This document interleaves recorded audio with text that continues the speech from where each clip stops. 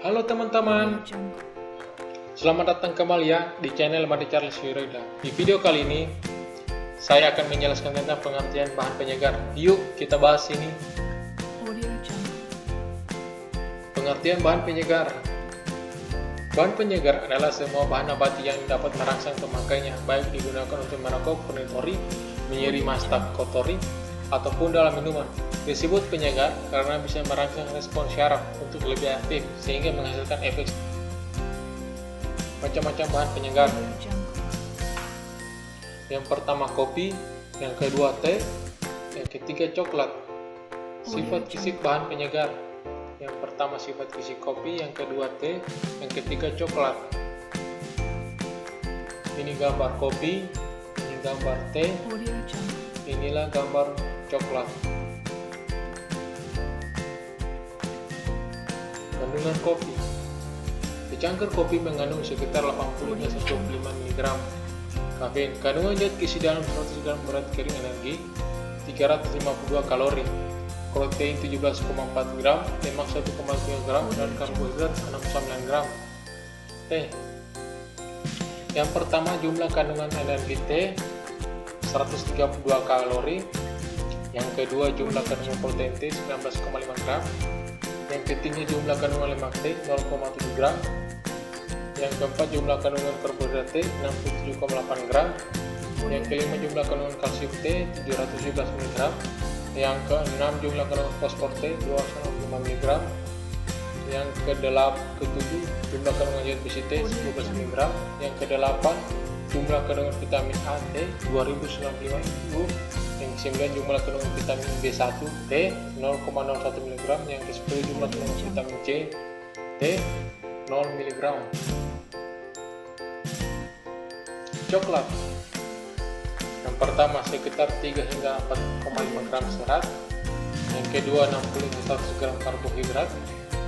Yang ketiga 4,8 hingga 5 gram protein. Yang keempat 50 hingga 60 gram kalsium. Yang kelima 8 mg zat besi. Yang keenam 140 hingga 150 magnesium. Yang ketujuh 200 mg fosfor. Yang kedelapan 500 hingga 500 mg kalsium. Cara penyimpanan kopi. Buah kopi dapat disimpan dalam bentuk buah kopi kering atau buah kopi parchment kering yang membutuhkan kondisi penyimpanan yang sama sebelum memasuki tahapan penyimpanan. Harus dipastikan bahwa biji kopi yang akan disimpan memiliki kadar air di bawah 14% dan sebisa mungkin dilakukan pengeringan hingga sesuai dengan SNI yaitu 12,5%. Faktor-faktor yang mempengaruhi mutu dan aroma kopi. Biji kopi memiliki kadar air maksimal 12%, tidak berbau busuk dan tidak ditumbangi kapang. Yang ketiga, tingkat keasaman kopi. Yang keempat, jenis kopi hijau yang digunakan. Yang kelima, cara pengolahan biji kopi. Yang keenam, cara penyangrai. Yang ketujuh, cara penggilingan. Yang kedelapan, penyimpanan. Yang kesembilan, metode penyeduhan kopi. Struktur fisik coklat. Terdapat beberapa jenis coklat. Antara lain Cirolo, Frastero, Calabacillo, Agaleto, Conde Amur, Amelanodo, dan Trinatrio. Jenis Cirolo mempunyai biji tidak berwarna, buah berwarna merah atau kuning, kulit buah bertonjolan dan berkeluh-keluh. Bau dan rasanya lebih baik dari yang lain. Ukuran biji lebih kecil dibandingkan jenis Frastero. Komposisi coklat. Buah coklat biasanya mengandung 30-40 biji yang tertutup oleh pul yang berlendir. Pul segarnya umurnya berwarna putih, susu, lunak dan berlendir. Bagian pul ini sebenarnya adalah bagian dinding buah yang melekat pada epidermis kulit biji. Menurut jenis tanaman, biji kakao digolongkan dalam yang pertama konfirtur. Konfirtur adalah jenis coklat yang terbaik. Coklat ini murni dengan persentase lemak kakaonya yang tinggi sehingga menghasilkan flavor yang sangat baik. Biasanya digunakan untuk pembuatan produk coklat buatan tangan. Sebelum digunakan, coklat jenis ini melalui proses temperatur dilelehkan terlebih dahulu. Yang kedua, coklat tawar. Coklat jenis ini baik digunakan untuk kue, cake, dan aneka makanan ringan lainnya. Presentasi massa kakao bervariasi antara 30-70%. Semakin tinggi konsentrasi massa kakao, semakin baik flavor. Coklat susu. Jenis coklat yang satu ini merupakan campuran gula, kakao, coklat cair, susu, dan vanila.